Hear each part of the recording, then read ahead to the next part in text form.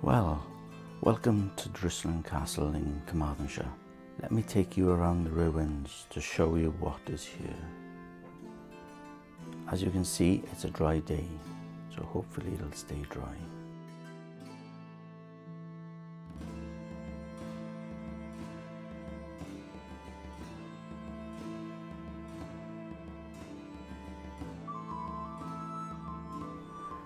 Now, the castle was built roughly around 1220, but nobody is sure of the actual date.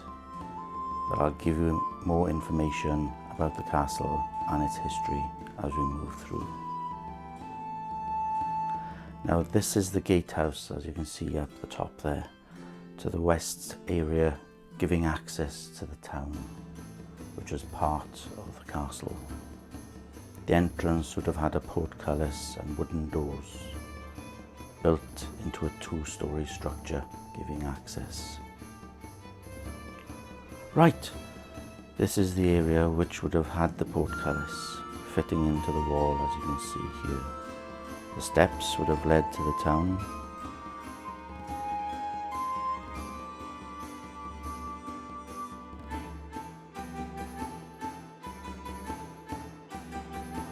Now, one of the unique things about the castle is the three wards it has. As you can see from this plan of the construction phases, you have the outer ward built in the late 13th century, the inner ward at phase 2, and the main castle, which I'll show you once we have walked up there. Now, as you can see, it's a great day. A bit cloudy, it's dry, and we're overlooking the Towy Valley. In the distance is Paxton's Tower, or Folly, which was built in commemoration of Nancy. As you can see from the top here, anyone trying to take the castle would have had a steep climb. And if you were in the castle, you could see for miles of any approaching army. Over in the distance is Deheubarth Castle in Llanelli, which was possibly built by the same builder, as both castles have similar architecture, building.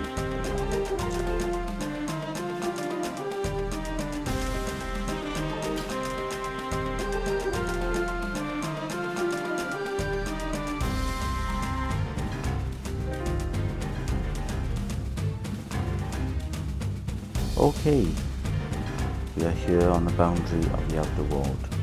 As you can see in the distance towards the middle, the next wall and the middle ward. And further on, you can see the inner ward, which would have been fortified to keep out mainly the English. Now, the castle is built on limestone.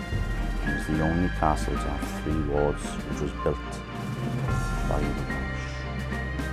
All the other castles in this area, Llanelli, Carmarthe, Dryslwyn, were all built by the Norman lords, but this castle and Deheubarth were built by Welsh lords.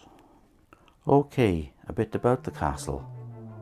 It was built in around 1220, as I said before, but we are unsure who the builder was. Possibly it was Rhys ap Rhys, or as he was known, Rhys Greek, as he was one of the princes of Deheubarth. We have now moved into the middle ward.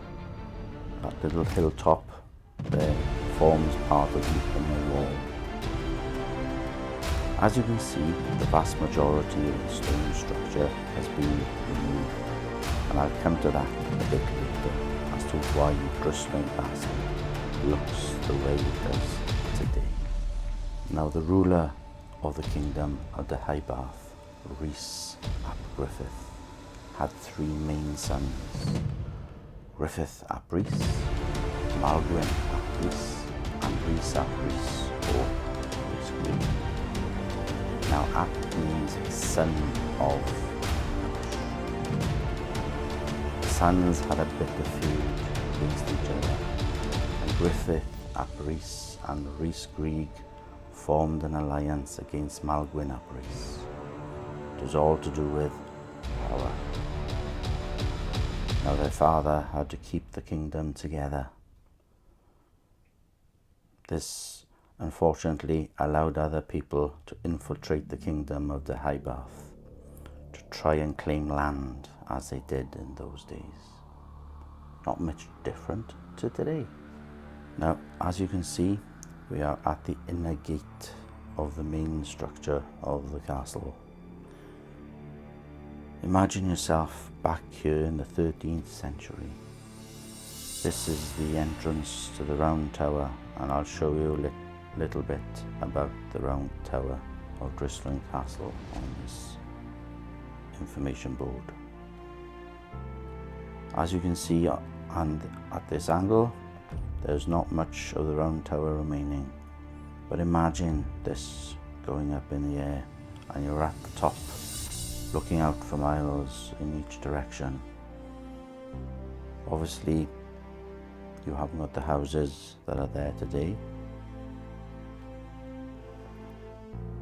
Now, because of the power struggle of the brothers and the outsiders moving in, this may have been why the castle was built around 1220.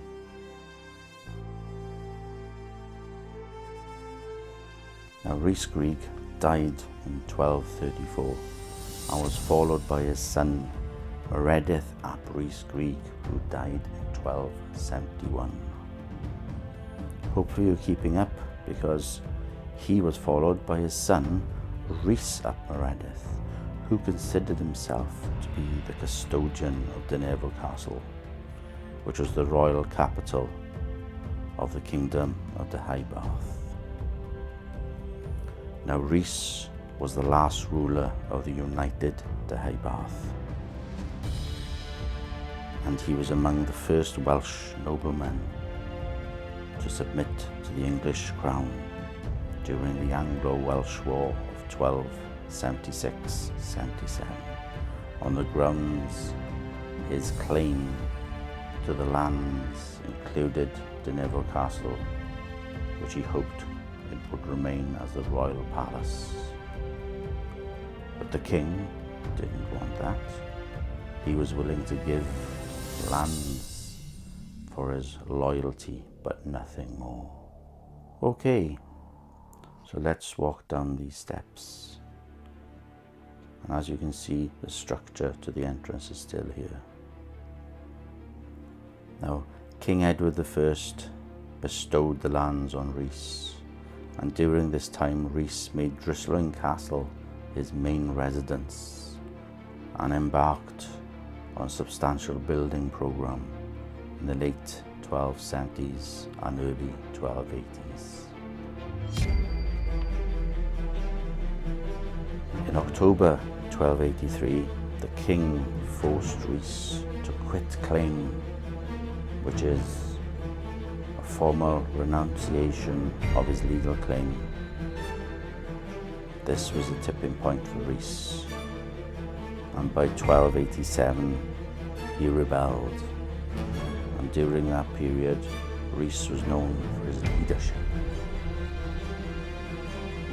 Now, the English crown were not going to stand around and do nothing, so King Edward I, or Edward Longshanks, the king that fought William Wallace in the film Braveheart, that's the king, sent 11,000 soldiers marching across the valley. Can you imagine 11,000 soldiers marching towards you? The castle was besieged for 3 weeks until its capture on the 5th of September 1287. The English troops had a number of methods of assault, including the use of the trebuchet, a large catapult that used rotating arm with a sling. Can you imagine being in the castle and at the bottom of the hill, these rocks and fireballs coming towards you? Now, Rhys, his revolt petered out by the following year, and he was captured. and executed in 1292. Now, Dryslwyn Castle remained in English hands for the remainder of the 13th century. In 1403, a further uprising led by Owen Glyndŵr took Dryslwyn Castle. He was a leader, a soldier and a military commander who led a 15-year-long revolt with the aim of ending English rule in Wales. He was the last native-born Welshman to claim the title of Prince of Wales. However, in 1409, the forces of King Henry IV recaptured the castle. The English decommissioned the castle by blocking various accesses, walling up the gatehouse, and even removing the hinges to the main gate.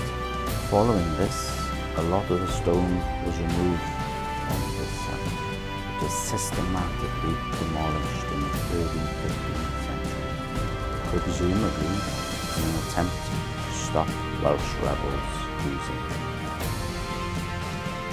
If you like this visit to Dryslwyn Castle, then like and subscribe. And thank you very much, and I'll see you again, possibly in Deheubarth Castle.